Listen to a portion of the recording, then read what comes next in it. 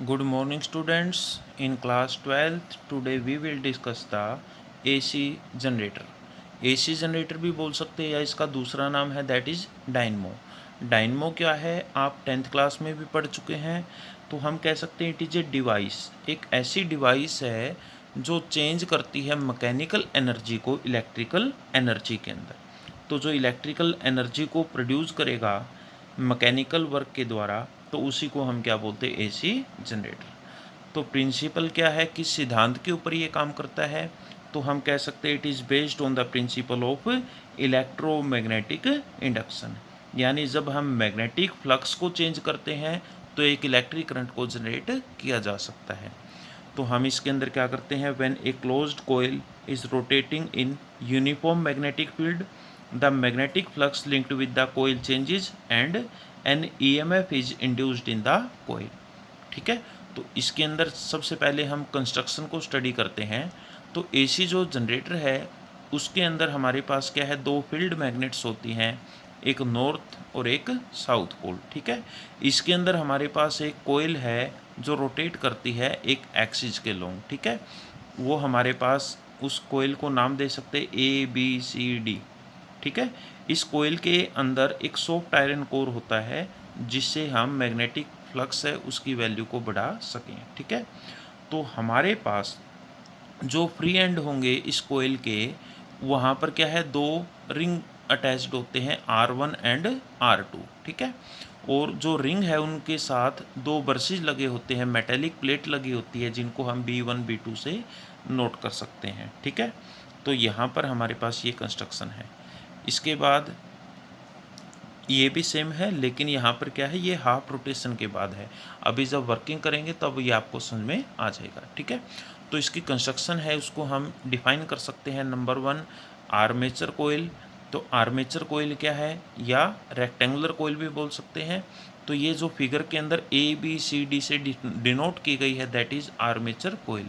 तो it has large number of turns of insulated copper wire bounded over A soft iron core. तो ये क्या है, हमारे पास एक काफ़ी नंबर ऑफ टर्न होते हैं, काफ़ी बार इसमें कॉपर वायर को लपेटा जाता है किसके ऊपर, एक सॉफ्ट आयरन कोर के ऊपर। The coil rotates about the central axis. और ये कोयल क्या करती है, रोटेट करती है एक एक्सिस के लॉन्ग। ठीक है, फील्ड मैग्नेट्स के बीच में।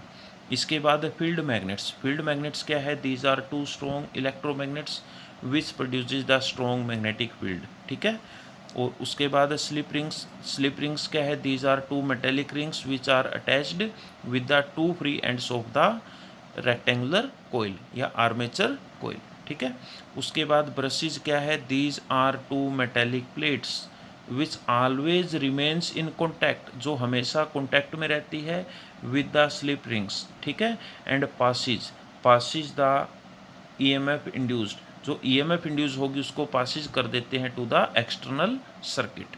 ठीक है, तो ये हमारे ब्रशेज कहलाते हैं। इसके बाद हम वर्किंग के बारे में करते हैं कि वर्किंग है, इसकी वर्किंग हम 2 स्टेप्स में सोल्व कर सकते हैं। ठीक है, तो इसके अंदर जब आर्मेचर कोयल है वो रोटेट करती है मैग्नेटिक फील्ड के अंदर, तो जो एंगल है मैग्नेटिक फील्ड और normal to the plane of the coil वो चेंज होगा। और जैसे ही magnetic flux linked with the coil change होगा तो वहाँ पर एक EMF इंड्यूस होती है जिसको हम नोट कर सकते हैं बाय अटैचिंग ए गल्वेनोमीटर। ठीक है, उसके बाद जो हम वर्किंग है इसको 2 स्टेप में करते हैं। Number 1 first half cycle.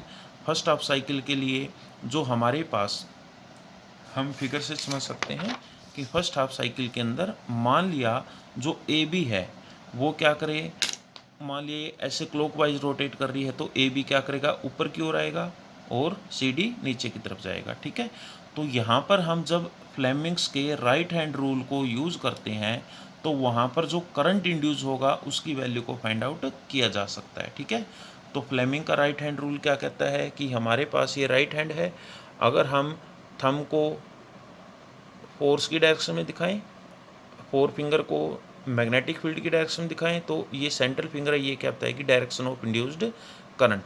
ठीक है, तो करंट की डायरेक्शन को हम निकाल सकते हैं।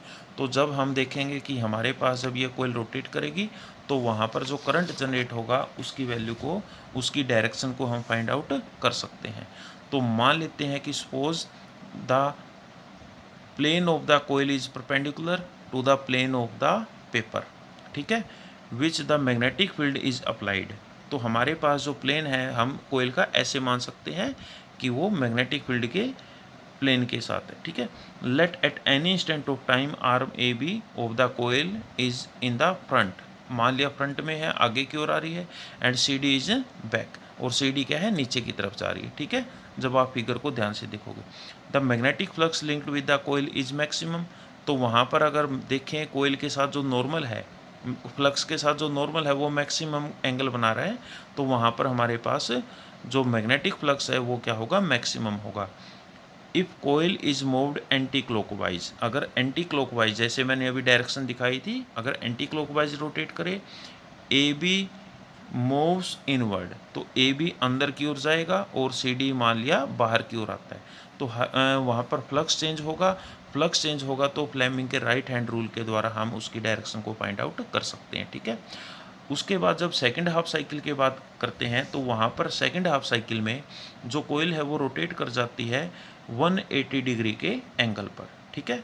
और उसके बाद अगर मान लिया सी डी अंदर की ओर जा रहा था, ए बी अंदर की ओर जा रहा था और सी डी क्या है, रोटेट करके बाहर की ओर, तो उसके बाद उनकी रोटेशन है वो चेंज हो जाएगी, ठीक है। सी डी फिर अंदर जाएगा और ए बी बाहर आएगा, ठीक है, जब कोयल को रोटेट करते हैं तो, ठीक है।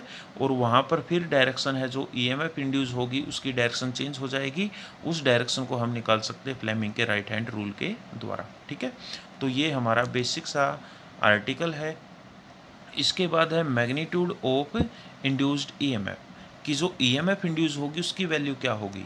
तो हम मान लेते हैं कि ए है वो area of each turn of the coil है, एन क्या है, number of turn in the coil है, बी क्या है, स्ट्रेंथ ऑफ मैग्नेटिक फील्ड है, थीटा क्या है, angle between the magnetic field and normal to the plane of the coil at any instant of time. तो जो मैग्नेटिक फ्लक्स है वो किसके इक्वल होता है बेटा, बी डॉट ए। ये एक टर्न के लिए है, अगर नंबर ऑफ टर्न एन है तो एन से मल्टीप्लाई कर देते हैं, तो वो किसके इक्वल होगा, N A B cos theta. अगर हम देखें थीटा की वैल्यू क्या होती है बेटा, ओमेगा टी। ओमेगा क्या है, एंगुलर फ्रीक्वेंसी या एंगुलर वेलोसिटी, और टी क्या है, टाइम, और यहाँ पर N A B cos omega T, ठीक है। इसके बाद जो ईएमएफ इंड्यूस होती है उसको हम लेंचिज लॉ से दिखा सकते हैं। ई की वैल्यू क्या होती है, minus D phi by D T, और ई की वैल्यू क्या होगी, डी बाई डी टी, और यहाँ पर फाई की वैल्यू जो फ्लक्स की वैल्यू है वो क्या है, N A B cos omega T. तो यहाँ पर जो माइनस है उसको बाहर ले लिया, एन ए बी ये सारे कांस्टेंट हो गए, तो कांस्टेंट का डिफ्रेंशिएशन नहीं होता तो हम इसको बाहर ले लेंगे, ठीक है। इसके बाद डी बाई डी टी हम किसका डिफ्रेंशिएशन करेंगे, कोस ओमेगा टी का। तो कोस ओमेगा टी का डिफ्रेंशिएशन क्या होगा, minus sine omega T into में ओमेगा, तो माइनस माइनस प्लस हो जाएगा, और N A B sine omega T into में ओमेगा, ठीक है, ये वैल्यू आ जाएगी। अगर हम देखें ये जो ईएमएफ है दैट विल बी मैक्सिमम, ये मैक्सिमम कब हो सकती है, जब साइन की वैल्यू मैक्सिमम होगी। तो वहाँ पर जब साइन की वैल्यू मैक्सिमम कब होती है, जब 1 है, तो साइन 90 पर, ठीक है, यानी जब कोयल का जो प्लेन है और मैग्नेटिक फील्ड है उनके बीच में 90 का एंगल होगा, तो वो वैल्यू मैक्सिमम होगी। तो हम ई की वैल्यू मैक्सिमम कब रख सकते हैं, जब ये साइन की वैल्यू 1 हो जाए, यानी हमारे पास ये 1 रखेंगे तो क्या बचेगा, एन ए बी ओमेगा।